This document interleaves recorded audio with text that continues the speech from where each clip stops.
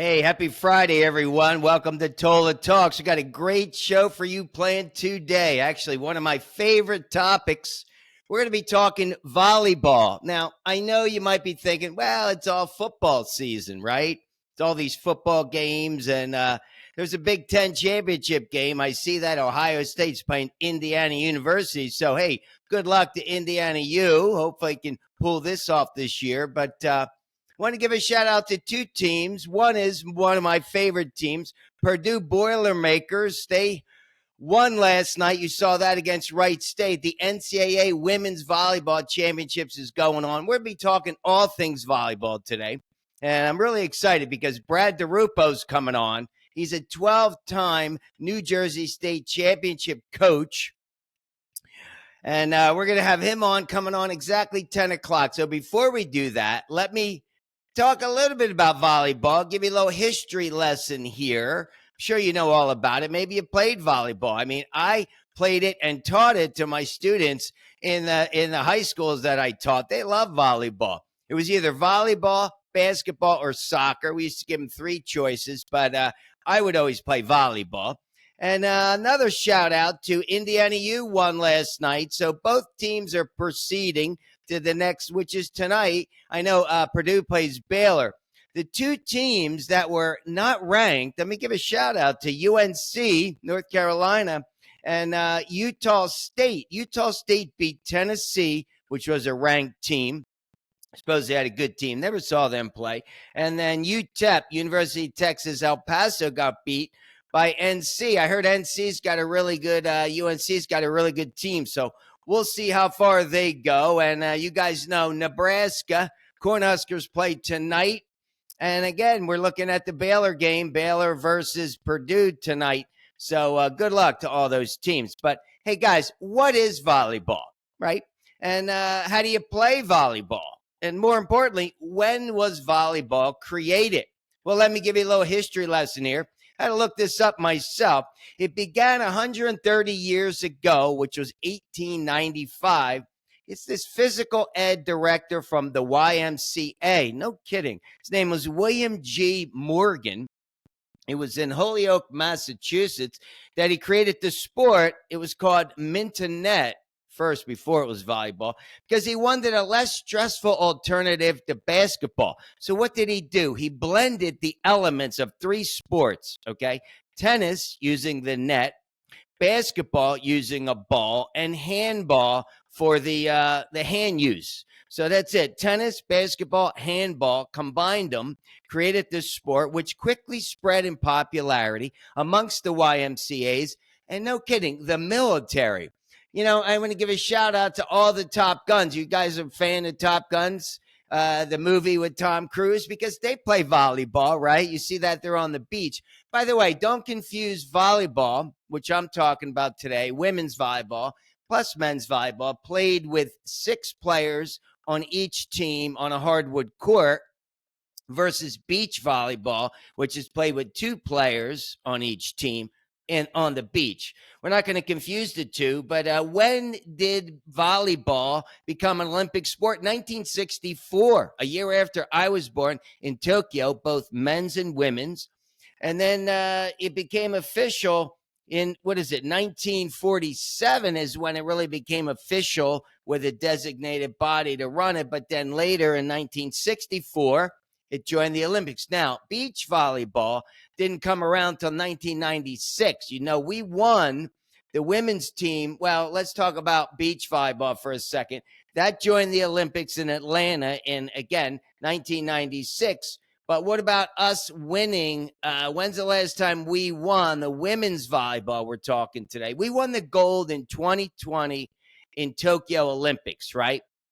And then last time, 2024, in Paris Olympics, Italy beat us. So we got the silver. So we're really good at volleyball, right? And I watched the Big Ten. I know there's different. There's the SEC, and then we'll talk to Brad. He follows sort of the East Coast Maryland teams, but I'm a Big Ten fan. So that's what I've been watching, which Brad told me is the best. So here we go. What skills are necessary for volleyball? There's 6 skills. Right? There's the serve, there's the pass, there's the set, there's the attack, there's the block, and then there's the dig. Got it? Serve, pass, set, attack, block, and dig. And then in 1998, the libero was interested. That's a defensive position. It's also like a second setter. We'll talk about the different positions. And Bergen Riley, give a shout out to her. She's like one of the best setters in the nation, plays for Nebraska. A setter sets up those that are going to kill the ball, right? That are attacking. So the libero was introduced, but NCAA introduced it in 2002. So again, we're going to talk a little bit about the different positions with Brad because he knows all about that. So in terms of the sport, you guys know you have to win 3 sets out of 5. The first 1 through 4 sets, you play up to 25 points. Now, in the old school, you had to be a server to make a point, but not now. So you can make a point if someone from the other team, they're called eras. So points are up to 25. You have to win by 2. And again, the 5th set is only played to 15. You know, I really like that. The game is fast. The game's exciting. I mean, again, guys, I don't even know when I started watching this sport. But let me tell you, it seems easy at first when you're watching this sport, but it's not. It seems kind of quite easy. Oh, they're just hitting the ball back. You could only hit it 3 times to get it over to the other side. But then they seem to go out of bounds, right? You have the court. We'll talk about that with Brad, but you could basically go anywhere after you serve the ball. It seems like you could go into the stands. You know, I've seen women dive in, you know, Derek Jeter style, diving into the stands. So to me, these women are so fit, so tough. They're mentally tough. They're physically tough. They're diving everywhere. How they dig the ball. I mean, this ball's coming at you. It looks like 100 miles an hour. And these women get super low and they dig that ball, which is they prevent it from hitting the floor. To me, I just fell in love with this sport. But then I thought, you know, maybe I could listen to it on the radio. Hey, guys, it took me, I'm telling you, it took me maybe watching 50 games before I could listen to it on the radio. For one, a lot of the announcers, they have a lot of these young kids from the Big Ten that are announcing. But, man, you listen to Nebraska. Oh, that's like you know, the announcers are amazing. Give a shout out to them. And some of my favorite players on Nebraska, I love Harper Murray and Andy Jackson, Bergen Riley. You got Adriano. I mean, there's all the players are really good. Let me tell you, Nebraska, they're 30-0. You know, I think they go all the way. You need to win 6 games to win it all, right? They play tonight against Long Island University. And over at Purdue, I mean, Grace Heaney, she's a lefty. And I'm going to talk about that because I don't see a lot of lefties. She's excellent. Kenna Woolard is outstanding. So, again, Purdue and Nebraska are the 2 teams that I've watched mostly because I got the Big Ten that I'm watching. And again, we're going to talk to Brad once he gets lined up here. What is going on, Brad? I told him to call me if he doesn't get it. He should be logging in. But anyway, volleyball to me is an exciting sport. It's a fast sport. There's not a lot of time for commercials. They take a break when one team reaches 20. It seems that they kind of take a little break there. But I'll tell you, what I've witnessed is once a team gets to 20 points in those first 4 sets, boom, they're like, forget it. They're impossible to stop. So again, these are some exciting times right now. NCAA, we got the 64 teams. All right, here I got him on the phone. Brad, is that you? I'm on live. What's going on? I sent it to you 100 times. Never did this before, but hey, you got to improvise. Yeah, Brad DiRupo. He's in Bogota, New Jersey. It's about, I looked it up, 9 miles from the GW Bridge. It's a little town up near Hackensack, New Jersey. He taught a high school there. He retired, and he still teaches volleyball, 12-time the New Jersey State champs. So, and you know, guys, I'm from Trenton, New Jersey, and I know a lot of guys from up in Hackensack. Played at Penn, actually. So, yeah, let's see. Are you close? Yeah, we got to keep him on the phone till he goes live. There he is. All right, let me. Hey, guys, say hello to Brad DiRupo. Hello. All right, Brad. So I just gave an introduction. You've been with that team for a long time. Oh, nice and clear. Yeah, I like it. Like it. All right.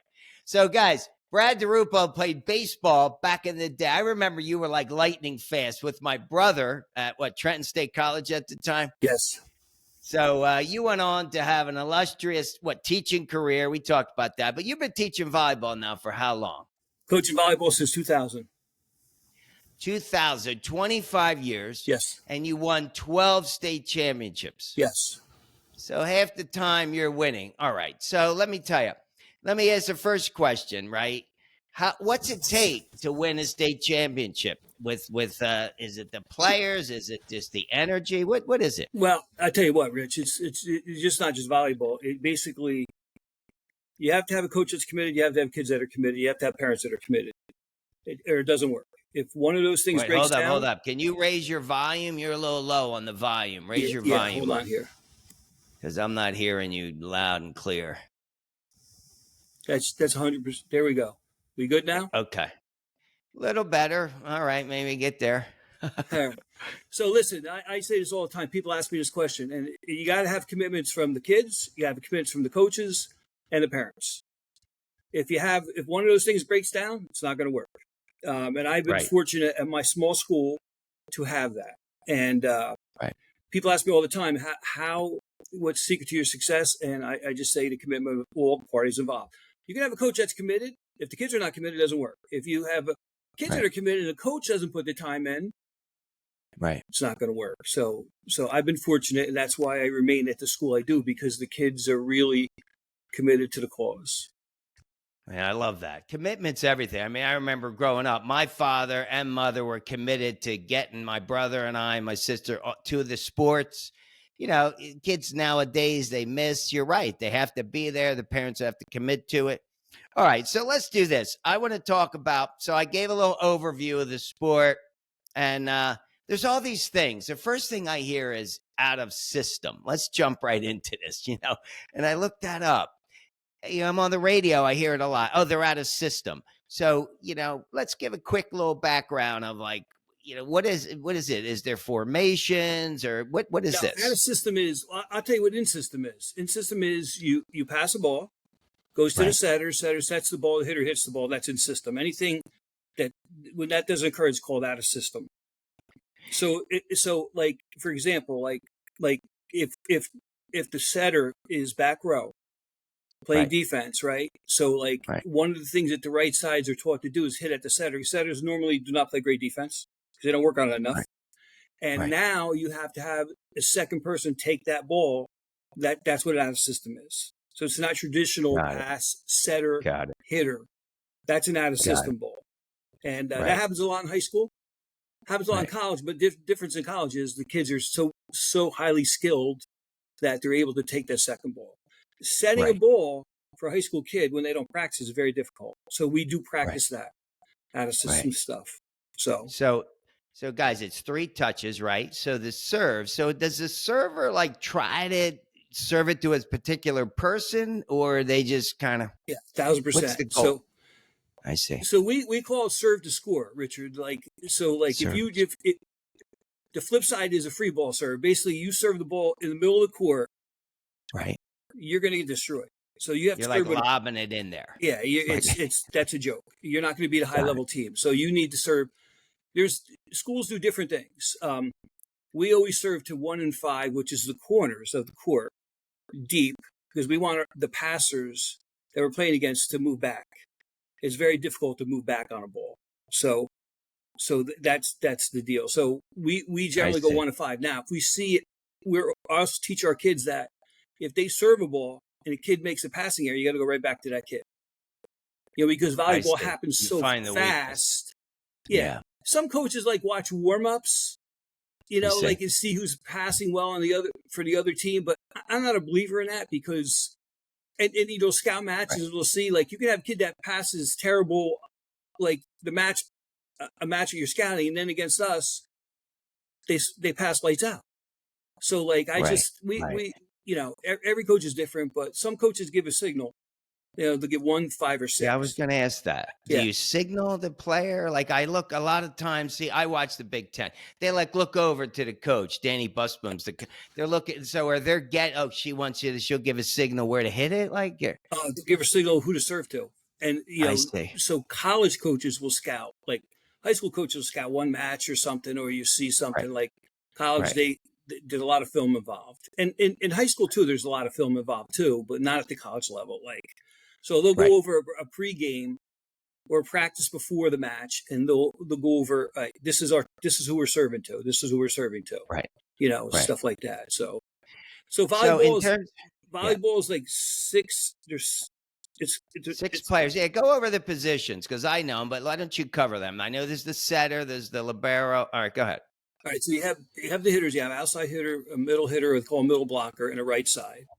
And they're up on the front line. You're up on the front line, and then you have the Outside, setter. and then there's that thing called the antenna, which is like kind of out, right? And then you have the net. Yeah. And then you got 1, 2, 3 middle blocker, outside, and then the right side. Right side. Yeah. Okay, that's 3. Yeah. And so then you have DS with defensive specialist. You have libero, Right. who is supposed to be your best defensive player. Now in college, dig player, is that digging when you're digging yeah, or it's a dig. defense? Yeah, that's a defensive and dig. so she stays back. She stays back mostly, or she's in the middle. Where's Well, the here's libero? the deal. College, they Yeah. play. So the court is split up into 6 zones. So where you serve is 1. Okay. You go to the front 2, 3 middle front, 4 outside Right. front, 5 back left corner, and 6. Right. I see. And in college, generally, the liberos play in 5. In high I see. school, Right. most times they play in 6. Like our kid will play in 6. Now, more and more high schools are starting to go with 5 because 5. usually your best hitters you're playing against are outside, and usually they go cross Right. court. So Right. that's the logic with that. So Okay. you know. Wait, let me jump in. So, and in the middle, they call that the donut or the campfire. Is that what they call that? What's the Well, campfire I is hear like that. if you have to send over a free ball, Right. which is It's basically just like you got to just get it back over. got to get it I back know what over. a You're free on your ball third is. hit. You got to Right. Just get it. campfire is like this is right behind the middle blocker, like because they want Got the back row, the wings to get that Come ball. forward. So but if you got to do a lot of campfires, you're not going to be very good. You know what I'm So saying? you're hitting them right over the block, but you're lobbing them in. Yeah, I hear that. Campfires are dangerous. What's the donut then when they say the donut? I've never heard of a donut. Be honest. You never with heard the donut? Maybe that's another word for the campfire because to me, the donut hole, it's like the hole in the middle. Okay, so I hear that sometimes, Now, but I see. in college, Right. they'll send over a free ball like really high. If you notice, that's so they can get their defense set. I see. It gives them time to get set. They do. Yeah. They go, like if they're at it, like if they go into the stands and the one girl, and then they'll hit it, you're right, really high. So then I see. So it's always about defense, right? You're Oh. coming back. So do you have, you remember it? Now I got to compare it to baseball, right? I remember this guy, Coach Ruba. Shocker. We had 50 different, when he bunts it to the right side, it's, I don't even know if they were numbers, but is it the same in volleyball? Like you set up different rotations, or what is that? Like, what are they called? Different play structures? Well, yeah, there's plays you could run, Okay. generally advanced high school kids teams have plays like a slide, the middle hits a slide and stuff like that. But generally, Right. My kids are basic. Like we set our outside 90% of the time. And if the team's good enough to beat us, they beat us. All right, wait. What does that mean? Setter outside. So let's look it over. So the serve, and let me tell you, I've seen jump serves. I've seen women throw the ball up, but I don't even know how they could time it.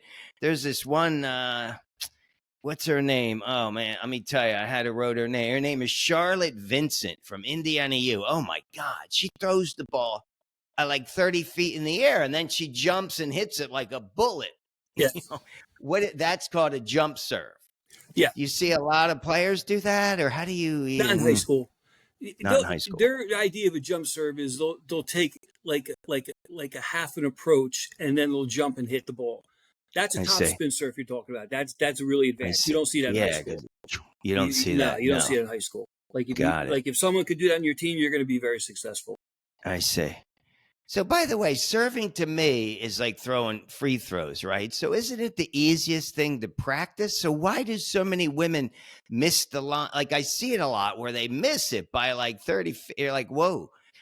I would think that that would be easy to practice serve on your own. Is that not something they do? Well, yeah. I mean, we practice serving. We serve first part of practice, in the middle of practice, at the end of practice. We do pressure Okay. serving at the end. Well, Okay. here's the bottom line with volleyball. If this is the first thing I was taught in volleyball, is you need to serve, you need to pass. If you can't do either or, and I say serve to score, Right. like not free ball Right. serves. I see. You got to serve and you got to pass. If you Serve can't to do that, any volleyball coach will tell you Right. you're not going to be very successful. That's the Right. bottom line. Right. Because Right. you're not even, if you can't pass, you can't get the ball to the setter, you can't get the ball to your hitters, you're in trouble. You Right. send over free Right. balls all the time. You know, Right. either shank And the pass. serve, that's called an ace. When they serve it and they get it in there on the first shot, that's called an ace. You don't see them a lot. And you get that a lot in high school? You get a lot in high Or school. Yeah, you get okay. a pretty good amount. So when you say Right. serving is easy, serving is the only It's skill. I don't know if it's easy. Yeah. Yeah, I would think it would be the easiest to get good at. No? it is easier to get good at because you could practice that on your own, you know, yada Right. yada. But like the bottom line Right. is too, like you got to serve tough. Like I said before, you got to serve to score. If you serve free Serve. balls, you're not Right. going to be very successful. So Right. so we Right. spend a lot of time on it. I'm sure most high schools do, colleges Right. do. So I Right. go to Penn State a lot. I used to go when Coach Rose was the coach, and Right. Right. like I went to some matches and stuff like that. So like I would go see them practice and stuff. They would let me do that, and like they had a 7 o'clock match. They were in the 10 o'clock to 11:30. All they did in that hour and a half was serve and pass. That's it. Serve That's and it. pass. That's it. Right. That's it. That's all they That's did. it. So Serve and pass. it made me, Blocking is a whole nother thing. You know, yeah, blocking is getting up high, hands in. I know that. You like when they turn the hands out, hands in, and you're trying to there's a triple block, double block, sometimes single. Harper Murray's, she could play any position, but I hear you. So you're serving and then you're passing. And then the setter, I learned, tries to get the ball like 3 feet above the net. Like the setter's goal is to put it specifically where the hitters can, right? So is it like the setter gets to know their hitters, or is 1,000%. it? 1,000%. Yeah. Some kids prefer a quick set, which is more of a flatter set. Some Right. kids want a higher set. Kids who could jump Right. well, have long Right. arms. So Right. it's up to the players to figure that out. So they'll Right. communicate before the play starts what they're going to set. But like you do that in Ah, practice. You do that in practice. Like you first start the year, you go over, you do hitting stuff, and oh, but then as it right. gets more complex, then you isolate the setter with each hitter. Okay, where do they like the ball? You know what I I'm saying? see. So it's the setter's job Right.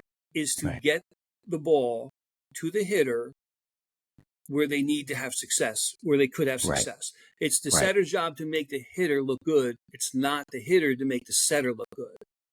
Right. Do you know what I'm Right. saying? Yeah, I So know. Bergen Riley, when Harper Murray comes from the back, like sometimes she's way in the back, and I could feel it. Like she's coming right up the middle, and you got the two outsides teed up. You have Andy Jackson, who's awesome, and then Adriano, but then she comes right through the middle, and it's like perfect. Like she lays it up perfect, and you can't stop it. She gets up high. So that's like the setter. Does she feel her? Do they? And they go signals. And what is that? Like, does she know she's coming, or it's eyes in the back of your head? yeah, she'll have a good idea. You're talking about a back row attack, I believe. Yeah, back row attack. Which is basically like that's colleges. Harper Murray, like listen to me, like she can hit anywhere for Christ's sake. So Anyway. but like high school, we'll set the back row kids when it's a bad pass, like a pass is at the 10-foot line. So for us, the target is like at 5 feet, which is 5 feet from the net, 5 feet from the 10-foot line. Yeah, Okay, there's a 10-foot line. Yeah. Okay. Is that there for a reason, by the way? Or that's just a put kind of in your mind, that's 10 feet? Or you, well, or is it like you plan around that line? The setter seems to be around that line a lot, right? Well, yeah, we set up the setter at 5 feet, like I said, but like so Okay, when fine. you have a back row attack, Right. you cannot start your jump in front of that 10-foot line. It's Right. got to be Right. behind that. You could Behind. land in front of the 10-foot line. So, some of these Right. kids are so athletic and Yeah. Yeah. so talented that they'll start behind 10-foot line. They'll end up at like 5 feet, Right, from the right, net. like a You know what Michael I'm saying? But Jordan. like, Yeah, yeah, I got you. But they start behind the 10-foot line, they have to hit and the behind the 10. setter's like around 5 feet. Yeah. They never. It's like rare. I never see them bump into each other, which you would think. It's interesting. Maybe in high school, I don't see them. Like Nah, it's communication. It's communication. Communication. Got it. What about Sometimes, our hitters, like if our best hitter is back row and we need a Right. point, like I'll tell a setter, like set her. Even if Set she's her back row, up. set Yeah. her. Like, Yeah, set her right. Yeah, I see that. Harper Murray seems to do a lot of those back row attacks versus Andy Jackson is on the right side. And then Rebecca, I'm not talking about Nebraska because that's the team I watch the most. Rebecca Alec, when there's that, what is it? Sometimes when on like the second ball, it goes over the net. They don't really set it up. What's that called? Free ball? Yeah. When there's like a free man, if there's a free ball anywhere near 3 feet from the net, forget it. She kills it. So those blockers can just nail those free balls. That's right? an overpass. That's called an overpass. Overpass. That's right. called an overpass. That's called an overpass. So, Overpass. like, yeah, you get an overpass. You don't want those. Oh right? no, Yeah. you're not They're going to be bad. very good. That means it's a bad pass, Richard. You know what I'm Got it. saying? So you have a bad Got it. pass. I It goes see. back to the same Got thing. You got to pass and Back to serve. the same thing. Pass and serve. So passing, you're trying to pass. So what is the goal of because I see everybody has to pass at times, right? Is the goal to pass it to the setter? Let's say it's the second, the goal is always to get it to the setter, right? Yes. So you have a scoring system or a ranking system, whatever we want to say. So it's a 3-2-1. So if the pass is a 3, that means that's the best pass. That means the setter has the option to set all 3 front row positions. So I see. if the pass goes to the 10-foot line, now you really can't set the middle because it's not going to be successful. So now it's more like a 2. And if it's really a bad pass, it's behind the 10-foot line, it's really like it's a 1 or a 0. So when you pass it a 3, that's the meaning best. 3 choices. You got 3 different avenues to score versus 2 or 1. So, like for instance, if something goes way out of bounds, on the second one, and they hit it on the second, and it lands almost just in that's where they do those free ball. They just get it over there, right? As far as they can, they got to regroup. Yes, because there's not much you can do with it, right? When the ball's boom, I got you. That happens. It happens a lot in high school, and that's when you're fighting to survive at that point, within the point, Right. Now, do you teach each player to do defense? Because I see a lot of women, they just, they want to just whack the ball. They want to kill it, right? But does everybody, again, like Harper Murray, to me, she can play every position, whereas you don't see, Adriana, she doesn't dig a lot. She's 6'6", so it's a little bit different. But do you teach every player to just pass? Yeah, everyone's got to learn how to pass. Everyone's got to learn how to pass. Everybody's got to learn how to pass. Right. But as far as defense is concerned, like defense, it's like baseball. You play good defense, you're going to be in the game. Right. But what I did learn, the first 3 or 4 times we went to the state final, we lost in the state final. And I remember saying to myself, I hope we win one of these before I'm done, kind of deal. But then I realized after watching, like, you could play the greatest defense and you're going to hang in there. You're going to be good. But you need to have someone who could score. Right. You got to have someone who could. Got to have someone who could score, just like baseball. Like, you got to score runs to win. You can stay in it. Pitcher gave you great effort. You got to have someone who could hit. You need an Aaron Judge. You need an Aaron Judge. Absolutely. Yeah. You need an Aaron Judge. So when you have that, right, let's say she's an outside hitter and does that, let me ask you about practicing. Do you practice those kills? And then when you're practicing kills, do you practice digs for those kills? Because I'm wondering what a practice looks like. You said serve, serve, serve. It's like bookends plus the middle, passing. But then when do you practice those attacks? Like, is that every day too? That's every day. So what we Every do day. generally at Pagoda is we have 2 nets. So we Okay. do a general warm up together. We'll pass Right. and serve, and then what we'll do is we'll split up. The front row kids and the setter will go to the one net, and the back row kids go to the other net, and they're working on passing skills or defensive Okay. stuff. And on the other side, they're working on offensive stuff. Now, where it gets complicated and tricky is you need the setter to do both. I just told you before, setters don't play great Right. defense because they don't work on enough Right. because we're Right. worried about scoring. You know what I'm saying? You get caught in that bind. Right. The same thing, Right. our outsides are generally one of our passers. They have to be, but they don't work on it enough. So so we kind of we try to plan it where like they're on both sides. Like we split up I see. anywhere from a half hour to 45 minutes, basically every day. And then Right. we come together and we Okay. incorporate everything together. Got it. So and then And how long's the practice? 2 hours? I mean, what's the practice? 3 hours? I mean, what? I'd probably rather not say. Okay. I mean, in Um, baseball, we would do 3 hours. I mean, swimming, we did morning and night. I was on the swim team, hour and a half, but it was a 3 hour. But like, is 3 hours a lot or not really, enough? it used to be a lot longer, but like Okay. but times have changed. So it's generally like 3 hours. 3 hours. It's generally 3 hours. Yeah. Sometimes go a little longer, sometimes go a little less. It's the bottom line. Got Like it. when you as a coach, when you accomplish the things you need to accomplish that day, I tell the kids Right. all the time, you decide how long you're going to be here. I see. You get things done, Right. we move on. That's Right. it. If we Right. don't get things done, we got to get it right. Got to keep going. Gotta What keep about going. conditioning? Do you guys have to, baseball, you got to run a mile before practice. Do you do conditioning or they're always like sprinting like basketball? What is conditioning in volleyball? Is that each girl has to do it on their own? No, we do it. I don't think a do it. lot of schools do. I could be wrong, but we run what we call tens, which is basically sideline to sideline. They got to do it like five times. We call it tens, and we do that every day. Then we condition at the end. Sometimes we'll condition in the middle. But for us, we're a small school, Richard, and like our kids, a lot of our kids never leave the court. Now with high school, with our state going to best of 5 in the state tournament, right? Generally the kids that are in better condition are going to win.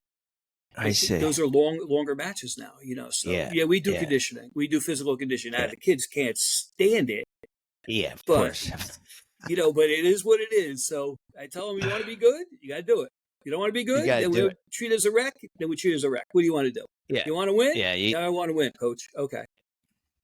That's the key, That's that extra, or Larry Bird would in the dark. Remember, shoot free throws, and the one who it's all about time. But so let me ask you this, because I don't see a lot of injuries. I saw one last year, Wisconsin, like she landed on somebody's foot, and twisted her ankle. Anna DeBeer it was, who now plays for Indy Ignite. So, is that like you don't see a lot of injuries? And what would be a common injury like in volleyball? Knees, ACLs and stuff, like, I see. From jumping. You're jumping, yeah. You know what I'm saying? So, I mean, there's injuries in volleyball, though. Listen, if you play hard, right, the chance of injury is greater. But you got to play hard to be successful, So yeah, it's a catch-22. But we've had kids hurt, We've had kids bumped up. We have kids roll ankles. I require all my kids. Funny story. So I make the kids wear ankle braces. So in our club season last year, I noticed they weren't wearing them. I mean, basically, I thought, what are you doing? Like, and then it was like, well, coach, they hinder me more than they help me. Oh, really? I see. Okay.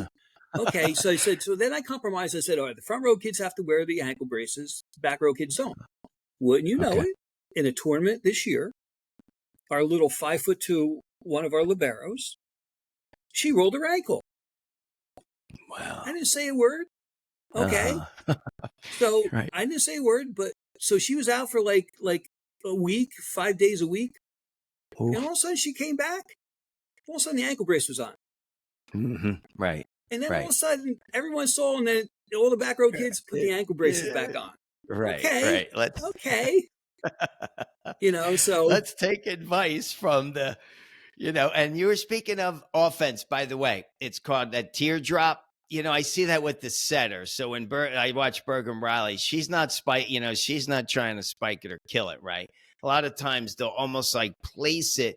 But when does it become where like you hold it too long? What is that called? Like if you're, you can't just like grab the ball, or can they? You no, know what I'm saying? you can't, which is perceived as being a throwdown, even Yeah, though throwdown. that's a judgment call. I've seen it I called see. and I've seen it not called, where like, the Right. kids actually catching the ball, they throw it down.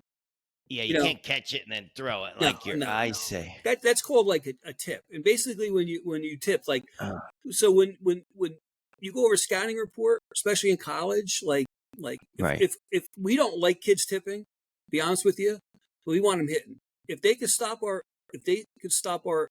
attacks, Right. then they're going to beat us. That's it. As simple as Right. that. But in college, like, you'll notice open areas, Yeah. where, so like if the set is not a great set, that's the only time we Right. do tip. If the set's not a I great see. set and the hitter Right. hitter can't take their proper approach, and the Right. set's too tight, Right. whatever. So they'll tip Right. to an open area, I you know. see. So like there's Yeah, I different see like a setter when she's real close to the net, right? And the ball's like when the pass is coming, almost like it's going to go, you're right. She'll almost like direct it into this little tiny, and again, they're always looking. I guess they got to have that visual, right? To be a great ball player. oh, Like you see the field more than, oh yeah. Gretzky used to know where the puck would go. So he could see, whereas, you know what I mean? Even as an outfielder, it's like crack of the bat. Where's the ball going? Right. Is that the same? It They got to is. have. The setter is they're all important positions, but if you don't have a good setter, Yeah, it's rough. you're in It's it's, trouble. it's I like a see. quarterback. It's a Got quarterback. it. It's Same the thing. quarterback. They control Yeah. the point. Like I tell them Right. basically who we're going to set most of the time, but the setter's got to Right. have the freedom. If the pass is not where it needs to be, she needs to have the freedom to set who she needs to set. And like they're like the quarterback. They're like the pitcher. Right. They Right. control. Richard, you could have a great pass. If the setter doesn't Yeah. get the ball to the hitter, breaks down. Yeah. Yeah, You know, it's different. I know. It's funny. I'm watching how they're recruiting, and they're always talking about she's a freshman setter. That everybody's going after that great high school setter. I'm like, it's interesting. Where it's like to me, and if you're watching the sport, you just take that for granted. You're looking at the hitters that are, just kills. Andy Jackson's got like 5.5 kills per set. And you're looking at a player like that, but then Bergen Riley gets all the accolades. She's the setter. And you're like, well, because in college, I guess, same in high school, that person's so critical to the team. Oh. So how do you develop a good setter? Does like a kid want to choose where they want to play? Like, is it just, hey, I want to be a setter? How's it work in high that's school? part of it. The other part is like when we have our clinic, our elementary clinic, like we could, like, setting we'll go over. So we identify kids based on their hands. What kind of hands do they have? Like they got like soft hands. I see. And then they got to be able to move. Like setters run a lot. They're You nimble, know what I'm yeah. saying? Like They they're all over do. the place. So they got to They're have all over the place. some Yeah. agility, but they could work on Right. that through different conditioning stuff. But they got to have good hands. Having good hands is not as easy as people think. Like you could work on it, Right. but you got to have athletic hands. I see. Because that ball hits Athletic. you, and you got to go. You got to go. Yeah. Yeah, the ball hits you. Now, what about the libero? Because they're little, right? I mean, I'm seeing it, 5'4", 5'6", and everybody else is like a foot tall. Well, Bergen Riley's like 6 feet as a setter, but could a setter be 5'9", or nah? You really want them taller? And a libero, why are they always little? Because they're just digging. Yeah, they're back row kids. Listen, if you have a tall setter, that's a bonus. That's a bonus. Like that's something we Right. don't have the luxury of having at Pagoda. Like our setters are Right. generally like not tall, because if they're tall, they're going to be a hitter. We're a I small see. school, you know. Right. So Right. like in college, like so you can actually, if you're a front row, if your base position is front row as a setter, when Right. that pass comes, Micah Hancock for Penn State was a lefty. So Right. she's like under the ball, like ready to set the ball, but she hits a bomb. Like she Uh, hits the ball. You know yeah. what I'm Yeah. saying? Yeah. So like Yeah. she Sure. scored a lot of points that way. Like, you know, so Right. so yeah. Right. So A setter who can really bomb it. Yeah. Jura Vicious, I think, is a blocker for them. Yeah. I watch her. Yeah. right They side, have, I believe. Right side player. Yeah. yeah, right side, but yeah, they're good. I mean, they're good. I don't know if they go all the way this year, but again, I mean, I'm Yeah. calling it for Nebraska because they're. And it's funny when I was watching Division 2, just watching some games yesterday. It's like, let me tell you, I've always watched Big Ten, so I'm seeing, and I The watch best. professional. They're the best, right? So when I look, it feels like a little bit like I'm watching AAA versus single A, you know what I mean? Or the pros, and they're just, they don't hit the ball as hard. There's like one or two girls that are really killing it, but for the most part, it's little bit slower, right? Is that the same with high school as you get? It's the same. Absolutely. Like, but Absolutely. could you have like have any of your girls gone to play for the SEC or the Big Ten, or is it typically Division 2? Where are they going? I had a Yours. kid that went to UNLV, um, Okay. and then she didn't like it, so she went to Boston College. I had a kid at Fairleigh Dickinson, which is in Okay. right down in Hackensack, right down the street. But generally, Right. I Right. mostly I've had I probably had about anywhere from 30 to 40 players play at the next level. Most of them Okay. D3, Right. Right. some D2 though, which is scholarship Okay. kids. You know, Sure. Sure. combo Hmm. academics and athletics kind of deal. So Right. I've had a Right. bunch, but you know, Got but it. yeah. Um, again, we're a small school. We have 22 Right. kids on our whole roster, grades 9 through Yeah. 12. You know, Yeah. so Yeah. like I saw it. There's only 9,000 people in the whole town. that's So correct. in your high school, there's about 500 in the whole school. So Yes. I get it. Yeah. So to groom them up, and you probably play other sports. Okay. What about this one? The hand signals. Like I see them like before the play starts, they got their hand almost like the shortstop. What are they? What are they signaling? The setter's just telling the hitter where they're setting her. You know, Oh, I see. that's it. That's it. You know, that could change in the course of a point, though. You know, like I it's see. necessarily it's going to take a perfect pass, and and that's it. You know, it's I we don't see. So really we don't we don't normally do that, like because we set outsides 90% of the time. right. You know, Right. and but again, one year we had a good middle, and like we set her also. So, but like Right. generally, like I want the kids on the court communicate and talk to each other. That doesn't happen Right. enough in high school. Everyone's And it's verbal, like verbally they're talking. I mean, I'm obviously listening to an announcer, but are they talking throughout the whole thing? yes. I In my see. opinion, they don't talk enough. They need to talk Oh, more. But you need to communicate. really? Volleyball's such a fast sport. Points happen so Right. rapidly that you Right. need to communicate. Like I see. especially the setter needs to communicate. Like Setter doesn't have good. verbally. Yeah, you got Mm, to. Like you have to. interesting. Even encouragement. Someone has a bad pass. Like I always teach the kids, like if someone has a bad pass, you guys need to have her back. Make sure you're in her face, tell her it's okay, get the next one, kind of deal. Right. So when I Oh, see that doesn't happen, I see. I get mad at the kid who made the bad pass. I get more mad at the kids who don't go and Or support not. her. Because Right. if the team we're playing against is worth anything, they're gonna go serve to that girl again. I see. I see that. That's the most amazing to me when I started first watching this sport. The positivity, and they're always smiling. They kind of come together in a little scrum, a little circle, and they're always like, it's like, it doesn't matter if you make an error. It's like as if clear the slate because I get it. You can't be the weak link. Even if you kind of trip up, it's like as if it never happened. But That's a, you can't show the other team that you're down I because it see. gives You them can't an ever. advantage. It's an advantage, even that little subtle advantage. It's like the guy that Big, strikes out. who's all Absolutely. throwing the bat and there he comes back the next time up. I got you. Yeah, Struck out on the absolutely. nasty curve. So what I it does see. is it creates a downer for our team and gives the Right. other team a lift.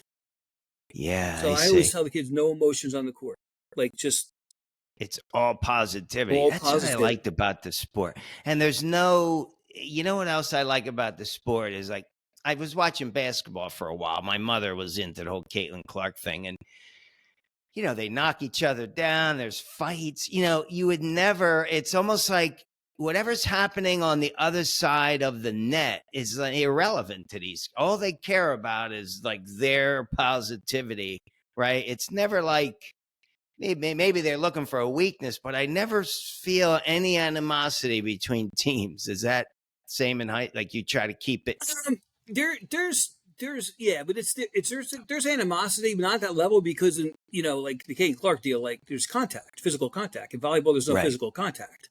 But right, right. but I always tell our kids that team on the other side wants to beat your butt, and like I Right. always tell our kids like they'll see some of their teammates from club season on the playing against Oh, us. I have a right, rule: you don't talk to that kid before we play. Absolutely not. They don't right. like that's where girls don't get it. Like they think everyone's their friend. No, they want to destroy you. Yeah, They want to right, destroy you. right, Then they'll talk to you right, afterwards, nicey nice. No, no, no, no, no. Let's kick their butt and then go talk to them nicey nice. You know what I'm saying? So like, right, right, right. yeah. So You know, Back in high school, give a shout out to my brother. He knows this. This guy named Umverzak was a catcher, right? And he was a great catcher. He played Joe Betzo was one of the best pitchers like we ever. And anyway, he would like as soon as you come up, hey Richie, what's going? He would start talking to me.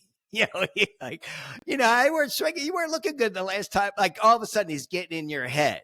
Like, do they trash talk or not really? I don't never seen it in volleyball, but you're like picking on the girl. Oh, that was a weak. it happens. Mm. It It happens. does. It Like, happens, but you're yeah, I see. very coy about it. And it's usually Yeah, it's I like kids see. that are playing the front row opposite each other. Right. So like they're Yeah. kind of like they Yeah. give each other looks or they're like or just That's why. it happens. Yeah, it's possible, right? But it's like if it is, it's not front and center. No, Whereas, I just remember this guy. Yeah, it's not like they make it. You see the girl. I don't see it. I watch. I'm looking at Annie Jackson. She never really engages another player on the. I don't see it, but it might happen subtly, right? they're very good about it. They're very Very good coy about about it. So that's it. Okay, one more thing, and this has been awesome. What about substitutions? Because how does that work? Like, first of all, Harper Murray almost never leaves the court, whereas Andy Jackson will leave the court. Adrian, they'll leave, and Landfair, the liberos. How does it work? Are you allowed to just sub or? it. Like I don't even know what the college rules. In high school, you're allowed Okay. 18 subs per set. 18 subs per set, and it doesn't matter how long that person stays in. No. I Now, see. when the libero subs in, that doesn't count for the 18. Like that's why libero Right. was, like Was designed. They're designed. interchanged, so you could send, and it's usually one libero. Sometimes there's two, but I There's see one that some. plays, but like I think at some point they're going to make the high school that you could have two liberos. Like that's what we Okay. do in club. Like we have two liberos. Oh, But okay. so in high school we have a Right. libero, and we have that plays three rotations, and we have a DS. That DS Right. counts against the subs. The libero does. Defensive specialist. Is that what that is? Yeah, yeah. Got So it. yeah, I so see. so you're allowed 18 subs, and you basically Right. what you explained about the Jackson girl is she's just probably not a good passer or plays good defense, whereas Murray Right. does. Yeah. Right. And Murray Murray's does. their go-to person, their leader. Yeah. She's not going to lead on the bench. She needs to be on the court. I see. You Yeah. know, Yeah. You want her out there. want Yeah. her She out could there. do anything. She passes. She digs. She does that out. She's really. I'm telling you, she comes from the back row more than anybody. And then you're right. They'll sub out. They never sub out the setter. She never got her and Murray. So, and then the libero, there's Laney Choboy. There's a few, but Laney seems to be like their go-to. And then when they had the senior night, they brought in the senior. And that's another thing. Like if you have Laney's got like digs, she does those pancakes, where it's like, I don't even know how they could even dive and just, they flatten their hand on the court, guys, and then it hits that's unbelievable. So that's another thing. So those three players, to me, I see them stay out there 90% of the game. Well, again, Harper never leaves unless it's like a senior night. So is that the same with the liberos? If they're that good, you got to keep them because defense. Yeah. Liberos are like, it's a combo. Liberos are really good defensively and really good passers, and I see. We put the liberos in for our middles. So that's what we do. That's generally what people do. Not always in high school. Right. So like we did a DS for our one outside, who's an all-county player, all-state player. Like she played 6 rotations. She was our leader. Wow.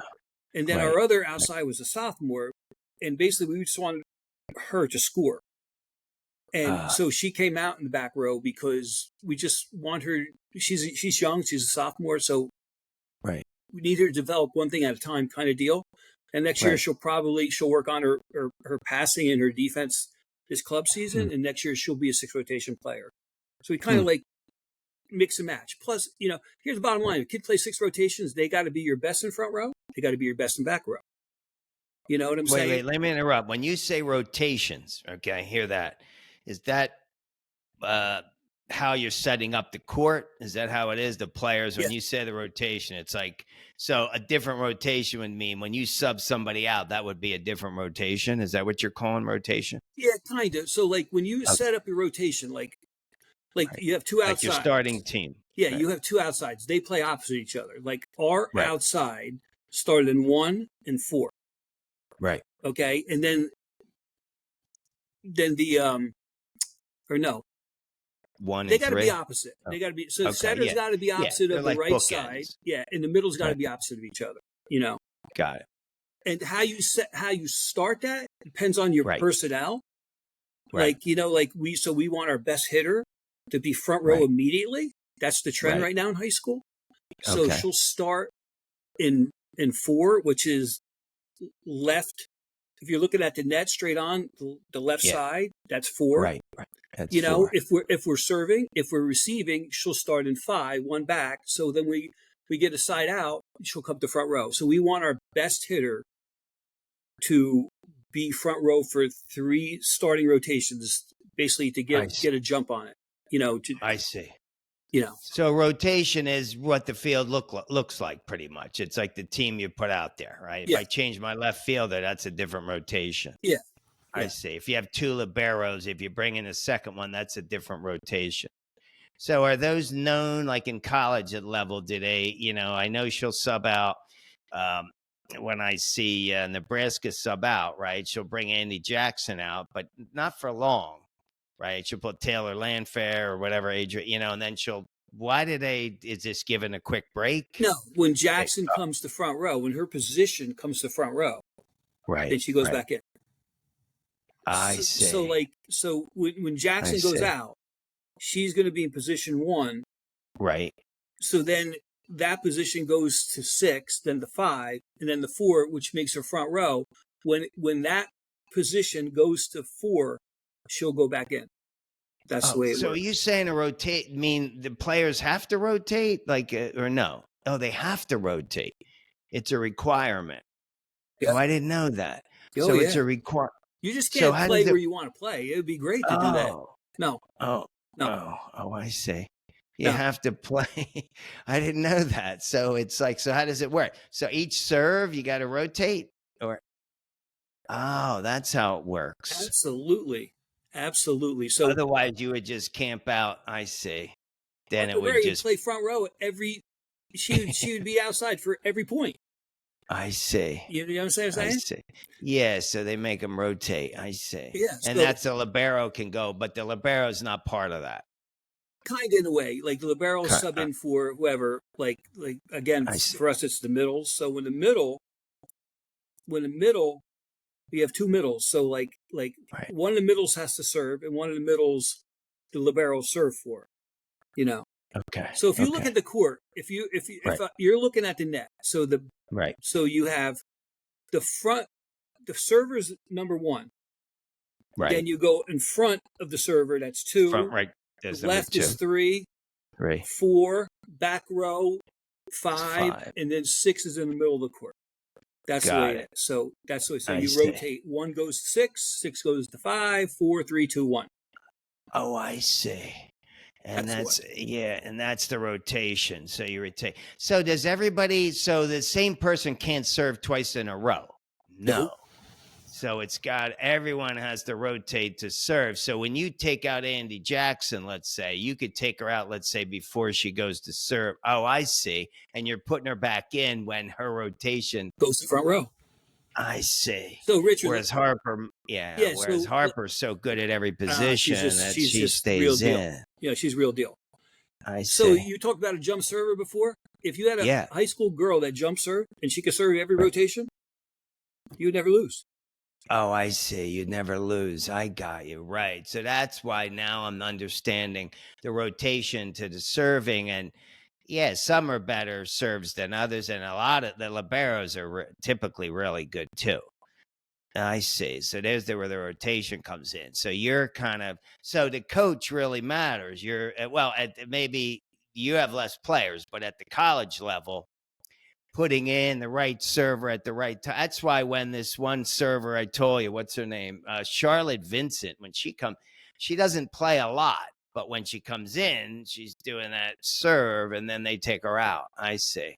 So she probably has a good floater, which means the ball goes like this. And it really does. Yeah. You could coach that. You could teach that. It's like the way a you make knuckleball. contact with the ball. Yeah.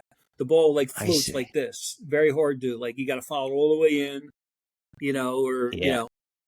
And they're the ones that sort of drop in. They just find a spot and they drop in. Wow. And then the red zone is when somebody gets to 20. That's called the red zone, right?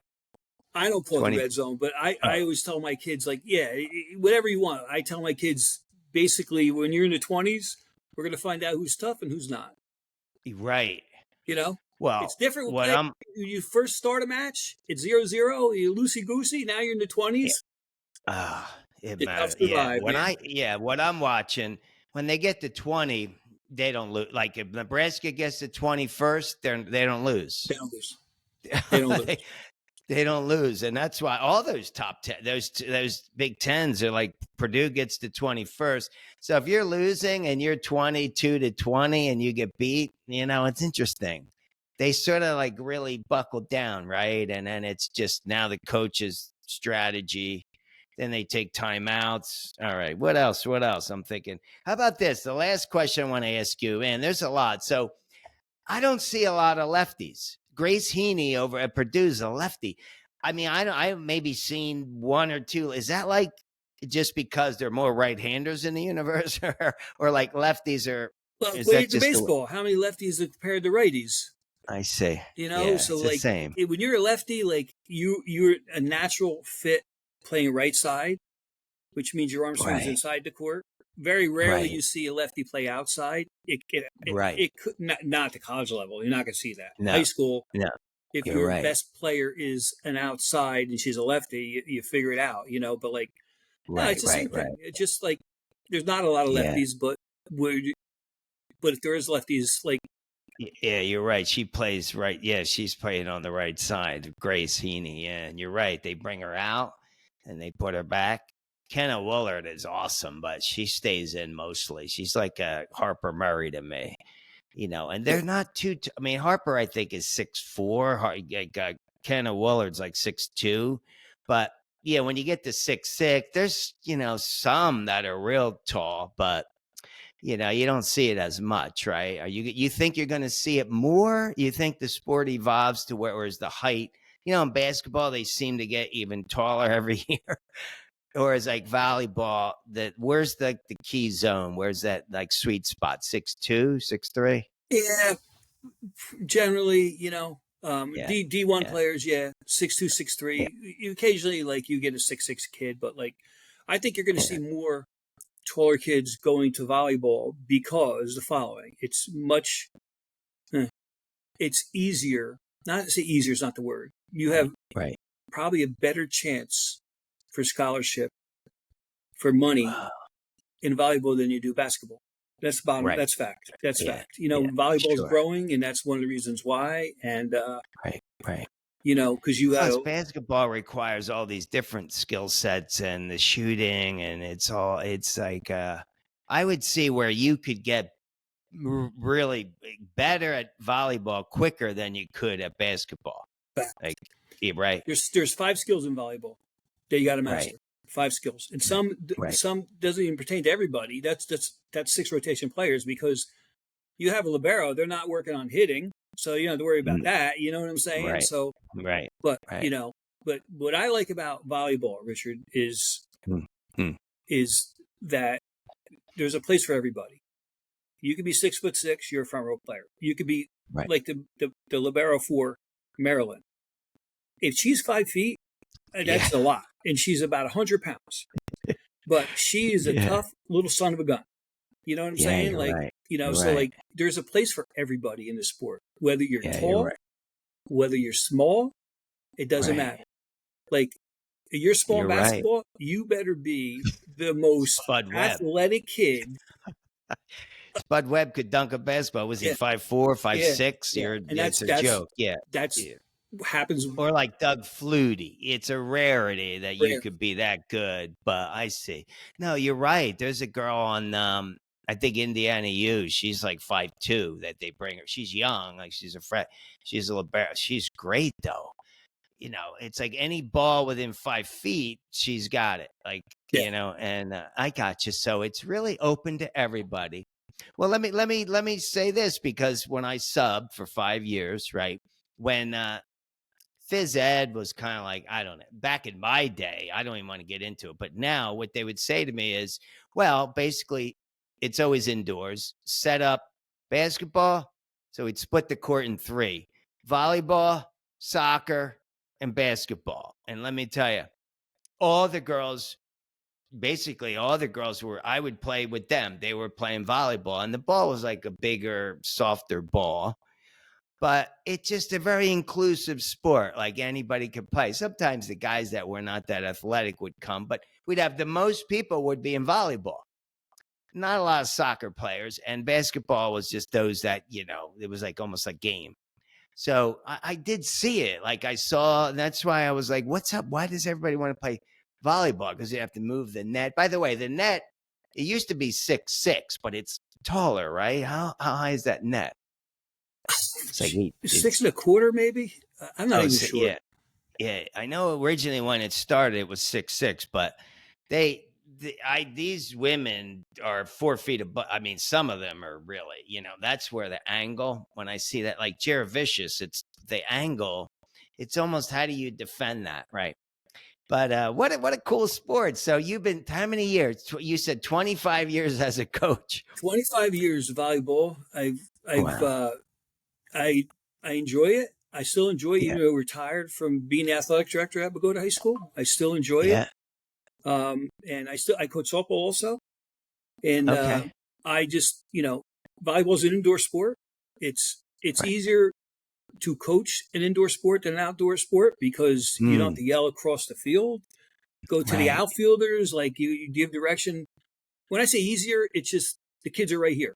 It's the same thing with basketball. Right. It's an indoor sport. Right. That's, Right. people ask me all the time, what's harder to coach? And I tell them an outdoor sport's harder to coach than an indoor sport. That's simple. Sure. Because the kids are right here.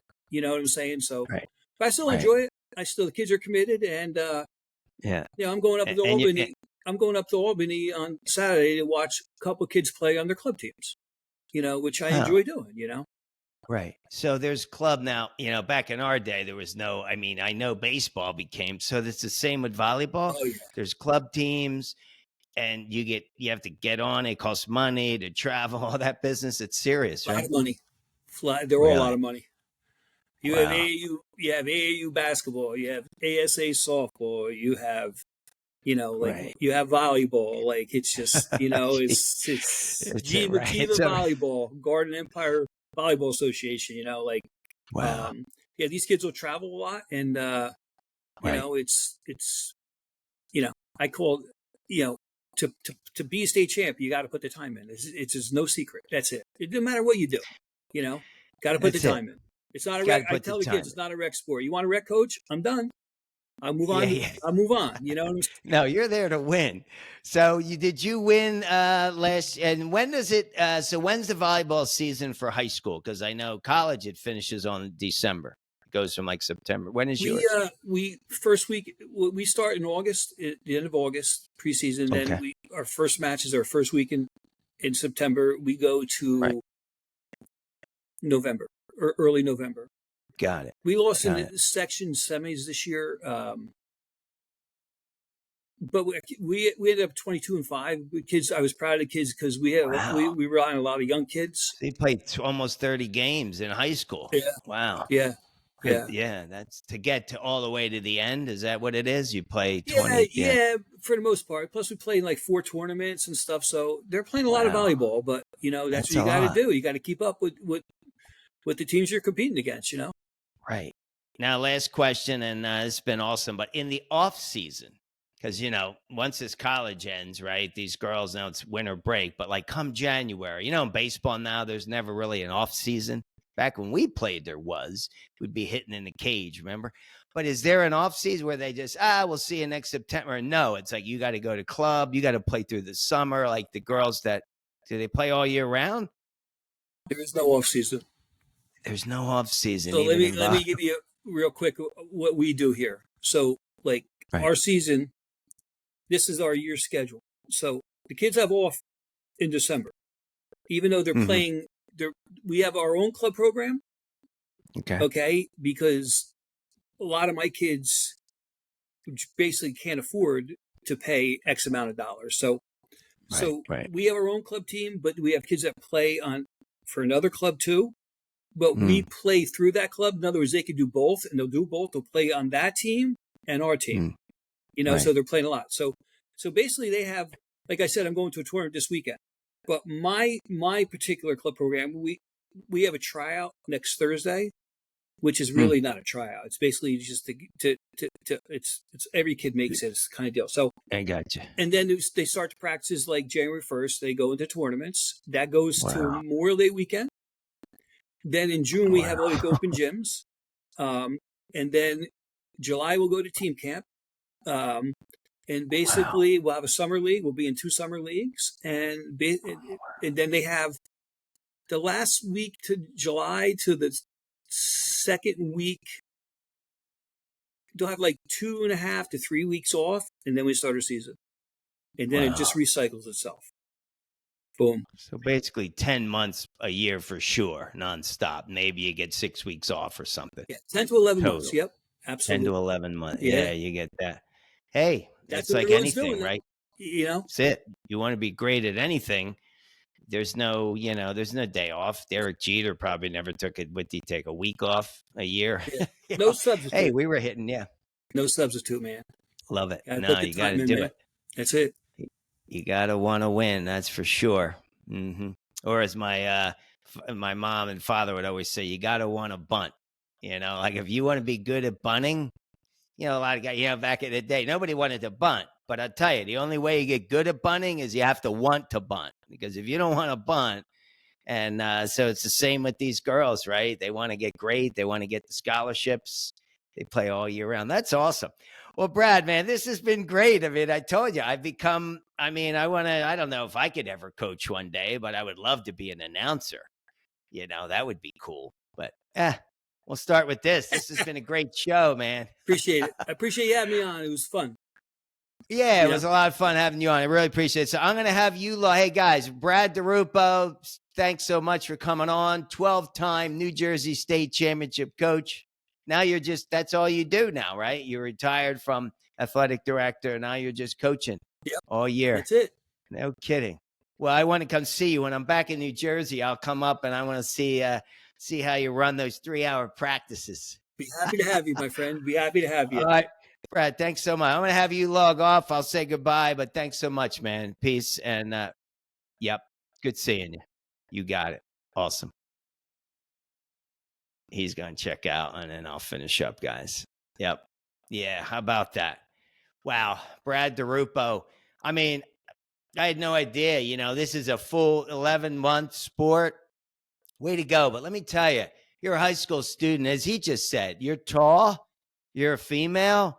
This sport, I've never seen more fitness in any sport that I've seen. And I watched a lot of sports in my day. So there you guys, there you have it. Everything you need to know about volleyball and more from one of the best coaches, high school coaches, I think, on the planet, to win 12 out of 25 times. I don't care what the size of the school is. You have to be great. Well, again, give a shout out to Nebraska Cornhuskers. Good luck tonight. I don't think they're going to have any problem with this game. Purdue Boilermakers, good luck tonight. Baylor, I still think you're going far, guys. Keep up the good work. And, as I wrote, just a little side note, reason I think I'm fond of Purdue, not so much just the players, but they offered me a full scholarship. I was good student, great baseball player back in the day. Without ever visiting the school, they wanted me. So kudos to Purdue, and good luck to both of these teams. Hey, guys, thanks for tuning in. Tola Talks. We'll see you next time, and have an awesome weekend wherever you are. Peace.